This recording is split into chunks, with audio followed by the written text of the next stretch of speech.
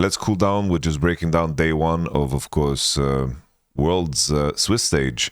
Let's start with the European teams. The European teams, G2 today, I think in terms of their draft, in terms of what they prepared for the event, I was extremely disappointed. This has been such a common problem. It's like super cool that they re-signed the coaching staff, but I don't know why they come into the tournament with such weak prep. We start with a Sion first pick. They open up Aatrox in the 4-5 when, this is probably one of the best 369 champions of all time. With the Sion first pick, you slam YamatoCannon and you're hoping that you can do these lane swap shenanigans. But even in the game, they're trying to defend the Sion rather than pressuring onto the Orianna with no flash or actually ruining the economy of Aatrox. Top Esports were just consistently diving the Sion. They tried to defend with YamatoCannon. They accomplished nothing in the game, and this was extremely, extremely disappointing. I have to say, though, Top Esports is a very strong team, and I think they're underrated by, of course, the West. So there's that. I think Fnatic, I think in terms of their drafting, it's like the enemy team drafted Ryze first pick, which is obviously insanely strong when Orianna's out of the picture. I think Ryze first pick is just extremely broken. Vi is something that is weak early. Talia, Ryze's opportunities against the Talia. Xin Zhao, Sion, strong champions that can't be one-tapped by the Talia-Vi combo. And then you top it off by picking an ADC that does absolutely zero damage into tanks, which obviously is complete grief. This opening 1-2-3, it looks like Fnatic scrimmed against, maybe Fnatic scrimmed against G2, and that's why G2 thought Sion first because OP, because the enemy team will always pick Ezreal because they have to. I don't know where this synergy came from. It is a very, very disappointing game, like day one, obviously. MKOI, I think they had a very good showing. I think Supa played insane in this one. I think Elioi had a very strong early game. They just kind of lost their mind in terms of how they fought. At least they qualified into the game and played the game against KT. I think KT's draft was god-awful here with the Caitlyn Braum. I think there's a sacred rule to never pair together Rumble and Caitlyn. It's just not possible. Never ever do it. You should not do it at all. But then it's like MKOI for some reason, why do they fight on the midway, bro? And they wanted to lose this game. They really wanted to lose this game. That game was unlosable. Yeah, I had a bullet on Koi as well. I was so happy, For 20 minutes, I was so happy because that draft was so trash. And then suddenly... What is this? What type of drugs is this? Oh, this is just eye drops. These are little syringes? No, this is eye drops. So I was talking about syringes. Shit. I just need like 15 minutes. All right, you doing a video or what? Yeah. I just need 15 minutes. Right. I can complain about the EU teams. And yeah. So the EU teams, it's like the copium, if you guys want some copium, is that it's day one, right? It's day one. You have a situation where day one, a lot of things can change. I think that you can't jump to conclusions of day one because teams are getting warmed up to playing on stage. It's also BO1, so a lot of things can go wrong. Mistakes that you do only once are things that, is what it is, So that's the copium, but very, very bad start, obviously. Like, you'd rather have a win. The next one to talk about, of course, is Bilibili versus 100 Thieves. I lost my hair over this one.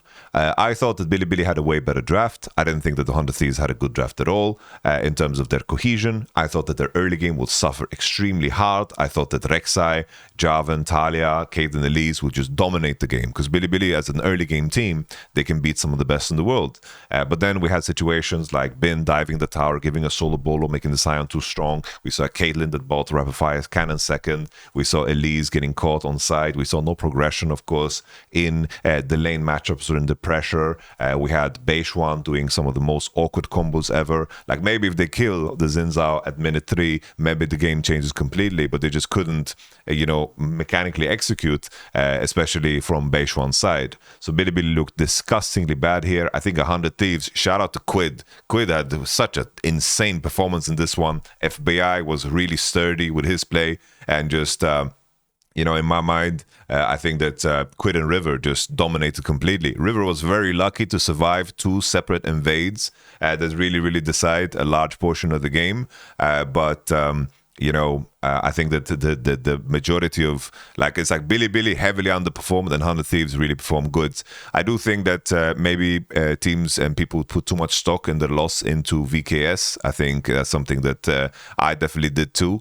But I think in the grand scheme of things, 100 Thieves, their loss against VKS is not what defines them, And I do think that Quid and River is a force to be reckoned with. And the fact that he managed to do it against Bilibili will be impressive no matter what. I thought this was the type of draft that Bilibili should win 100 out of 100 times. I didn't think there was a single angle where I'm going to end up being bold. I don't throw my hair out there for no damn reason. I didn't think that this was just crazy to me. I can't believe that this happened. Absolutely crazy. In regards to the rest of the pool, it's like this matchup, I think Hanwha Life, like the worst case scenario is still playing out. It's like you have Viper and Zeus playing like out of their mind individually. And then you have these godforsaken mistakes from Zeka, not buying Archangel staff, not buying tier in the game. And Dom had this theory that he ran by me where when he realized that he didn't buy a tier, that he tilted off the planet. Because after that, he just started running it down. Like, he just started running it down. He just, like, misclicked and died and so forth. And, after that, he just wasn't himself. I think he just lost his mind. Like, he wanted to punch a wall, and on stage, there's no walls next to you. So he's just boiling on the inside because he was not performing at all. I think Delight also mixed bag. Like, he had one engage on Drake that was super good, but in other cases, he just kind of threw out Hail Marys. I think that Viper showcase that he's considered one of the best ADCs of all time, and also at this current time. And he definitely, just tried to smurf his face off. But with the mistakes of AL, Kai'Sa has this problem in hyper-scaled games that she falls off. When I say hyper-scaled, it's like when enemy AD that has crit gets to 4 or 5 items, you don't have a situation anymore where your edge of buying cheaper items with the AP, with the Nashor's Tooth and so forth, your edge is completely gone. And this was, of course, a big problem. For me, the MVP of this one clearly was Tarzan. I think that he was just way, way better. Way, way better. Like Tarzan was just so damn good. He was so insane. I really, really showcased why I think he's the best jungler in the world. And I think he was just absolutely tremendous. Let's take a look at the rest. We had Flaggers versus T1. Inspired best jungler in the world. I don't know. I'm just memeing on Nemesis because this take is just ridiculous. I'm sorry, Nemesis. I really like you. I think you're really good at the game, but this take is just silliness. I said it before this game. I said it after this game. If you want to say the take that Inspired would be if you played in a different region and speak fluently Korean, okay, that's a different take altogether. But it's like, how can we say this? And then we have people in the chat, Owner exists and brother says Tarzan best jungler in the world. Okay, buddy. It's like, why do you comment why do you comment when you don't watch LPL? Or like when Tarzan played in the head-to-head against Owner was what did you forget? Did you forget? I think you forgot. Like, Tarzan has been the most consistently insane jungler the entire year.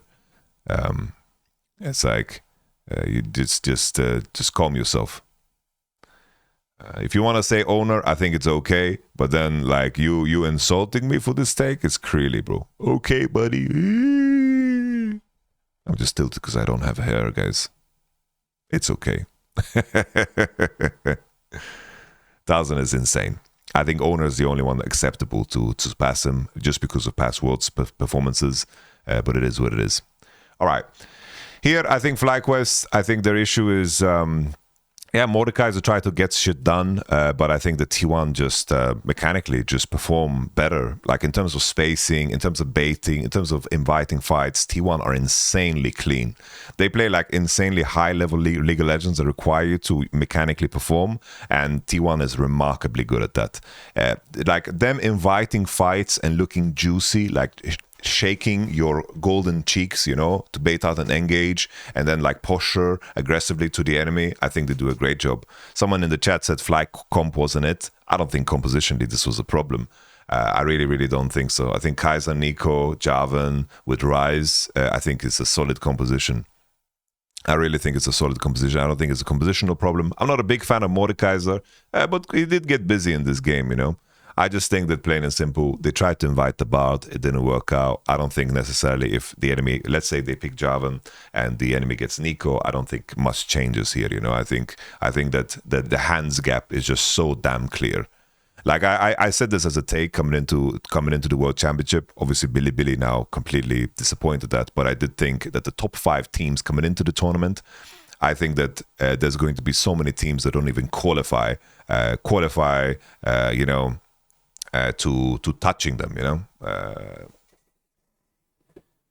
I think, in terms of draft, some of the things that we've seen so far, it's like Azir is getting banned a lot, so that I was wrong on that one. Azir is getting banned a lot. I don't think Azir is like super, super strong, and I think you can play against it. Maybe it's something that we'll see more on BO5s because people want to open up a ban, and it's simple in BO1 to just remove it against players that play it, against like Honkyu or against like Quad, which is fine. I think that Javan is gig overrated. I don't know why. Like, I think Wukong got a slight nerf, but Wukong has way less counters in the game. Like, if you're picking jungle early, I think Wukong Xin Zhao do way better than Javan. Because it's like, if you lock in Javan, an enemy plays Wukong, and then they have dashes or whatever, I think that this just, in most cases, just turns into a very, very difficult game, It's like, in my mind here, you're playing Javan against Caitlyn, Braum, Xin Zhao. I just think it's difficult. It's like, you have some value into Orianna, but I just think it's tricky. What happened to you here, Yamato? Niski, Habibi, I say, I will shave my head if 100 Thieves win. Because I thought this draft is impossible, yeah, Niski. How can they lose this? How, brother, how? It's just a disaster, brother. It's a disaster. Caitlyn is also a very interesting champ. I think this win of Cade was pretty fake, but I do think that Caitlyn has interesting pairings. I do think that Caitlyn as a champion has spots and angles. If some of the supports are out, I think that coming into the next day, we can just pull up the matchups because we just had, of course, wait, we can just pull up, I guess, this LOL Esports on Twitter. We can just talk about the matchups. That is a fat cat. All right. So the matchups, I honestly think we had a horror draw. I think it's just a horror draw. Sure, if 100 Thieves beat Top Esports tomorrow, I will shave my beard, okay? And then if 100 Thieves wins again, I will wax my chest on stream, okay? Like it's gonna happen. Okay? I will lose all my hair, all right? There's no way they are gonna win. There's no way. Top Esports have it. All right. Top Esports 100 Thieves. Top Esports should win. 100 Thieves, I think they played very well today, but not good enough to beat a team that is ready to perform.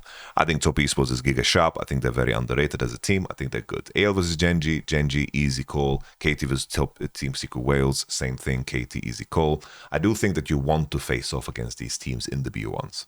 Right? It's like AL upsetting Genji isn't entirely out of the question. They have taken Genji to 5 games. They've pushed them in the past. They have a capacity to compete when it comes to deep levels. And they had a solid game today. I do think though that in terms of hitting the beats and kind of falling apart in the in-between because of weak laning and weak mistakes is something that can occur, and I think that Genji will eat them apart there. So I do think that Genji still will win. T1 versus CFO as well. CFO can definitely win this one. CFO is definitely capable of winning this one. Someone in the chat said Lemao TS is too unreliable in a BO1, Yamato. You say that, but like last year at Top Esports, they were, like, for example, they went out of 3-1, super easy, 3-1. I think they're straight. I think Top Esports is good, man. I think the choking narrative is a little bit overblown, If they had renamed and they were called Ninjas in Pajamas, oh, that's a terrible option. Not Ninjas in Pajamas. They were called Team Solo Mebdi.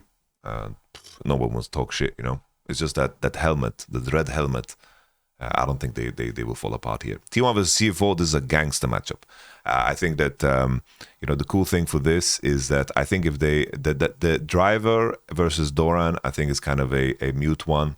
I do think that you would want Doran to activate, the bully Doran. I think Doran hasn't found back form, and I do think that that usually would be a bigger edge for some of the other teams against CFO. I think that Junjia is someone that won't fall apart. I think the early game planning of CFO is really good. I think this will just come down to how aggressively well T1 draft around the bot matchup. I think also Faker has been playing good so far in this tournament. I don't think, even though I think Honkyu mechanically is super, super insane, Faker is playing good enough mechanically to get to the point where he's going to smurf. So I do think that T1 is going to win. Billy G versus Fnatic, I think Billy G is just going to win. I think Fnatic, I don't know what they're going to offer. I don't think that they're going to... I don't think Bilibili is going to fall apart twice like that. So the only hope is that, they send in Shadow and it doesn't solve all their problems. Like that's the only disparable thing. But Shadow is coming through for sure here. There's no way he's not, right? Beishon had quite a stinker today mechanically, and he was put on a champion that wasn't so good. I just think Shadow fits more in this meta anyway, because you want to play Jarvan, Xin Zhao, Wukong in the opening games, and I think Shadow looks good on those. And then later, if you can go 4-5, play Kiana, whatever, I think it's okay. MKOI versus G2, G2 just win. Very boring matchup. PSG versus Hanwha Life. I think PSG... they're a cool team, but they're not going to do anything to HLE. They did good against GENG today, I think, and then Fly versus VK. So these are matchups we've seen.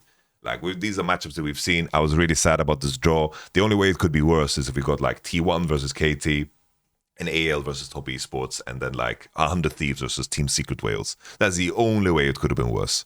But first day of Worlds was super fun, super interesting. I wonder, in terms of where we're at champion-wise, let's just take a look real quick.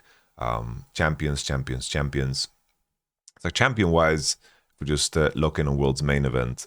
Champion-wise, Orianna is still looking good. We have 6 bans of Orianna. I think 666 is what we see the most. Poppy 6 bans is still a big number. I'm currently in a good spot for the Orianna ban. I'm sorry guys out there, but I did switch up. I did post in my video that I put Nico, but then after opening game, I sent in Orianna, so I kind of snaked you guys. I'm very sorry. So I'm on Orianna train, but Nico is doing fine. It's not horrible. It's not horrible at all. Kaiser's not coming through too often. Kaiser still got a lot of kills today, so that's kind of neat. I had Rakan picks in terms of dominating the picks. We have Jarvan, K'Sante, Yonara. I had Rakan, and this was kind of bait. It seems in these BO1s, Ryze gets through because Orianna gets banned, and I think we should have followed the logic. It's if Orianna is getting banned, then Ryze is getting picked. And if Ryze is open in BO1s, he's always going to get locked in. And I think we should have followed that logic. Yunara, then K'Sante. K'Sante probably I'm very surprised by, honestly. Very surprised by. But I think that people are so scared of lane swap situations. So scared of lane swap situations that, of course, you are in a situation where you just pick it and then that's it. But it's before that, people weren't picking K'Sante as extensively, and I think people might be overcommitting on the K'Sante lock-in. Because the only win here that we have is, of course, what's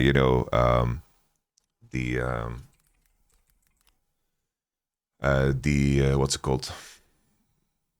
What is it? Pick'em Tracker. All right, Pick'em Tracker. Oh, so actually the play-ins actually counts. The play-ins actually counts.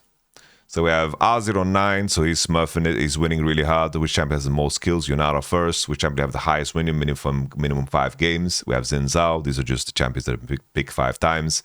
It's very rare, right? Jarvan is on 0% win ratio, which is kind of nutty. That is crazy. I don't even know if my champion will be picked that many times because I put Victor here. I think Victor will not get picked in this tournament. I'm kind of screwed. Highest KDA, we have Kael. After today's match, Quid, this is all going to change. They are faceless men here. All right, faceless men here are 20 and 18. And then most different champions, we have Guma Yusuf and Keria, because T1 also played, of course, the play-ins. It's kind of unfair that play-in is actually included. I think that makes it boring. Because I don't think it wasn't super clear if play-ins was included or not, so that kind of sucks. Which team will have the most kills? T1. Let me just double check. What did I put when it came to my pick'em? Pick'em.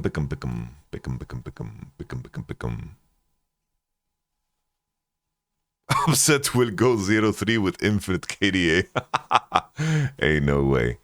So, okay. We have HLE on 3-1. Comfy in. Close call G2. Must win play-in. Billy is there. Ooh. All right. That's going to be freaky, bro. That's going to be freaky. All right. It's going to be fun to watch. Crystal Ball, where are we at? So I have Jinx, most win. Victor, lowest, most kills, Kaiser. Orianna, most banned. And then Rakan is just dead. Highest KDA, Gumish is just playing too many games. He's playing too many games. This was grief. Viper, most kills. He's ahead. He's first. But I think a lot of people got Viper, so there's nothing to brag about, you know? Most steals. Okay. Okay. All right. Well, that's it, ladies and gentlemen. Tomorrow we continue with the World Championship. You have my predictions for the matches. Please make sure to check out the Discord if you want to find the next bullets and the greatest bullets that I send. We are quite successful currently here at the championship, so that's cool. I'll catch you guys on the next one, all right? Thank you very much for watching. Tomorrow, same time as before. Peace out and bye-bye. Cheers.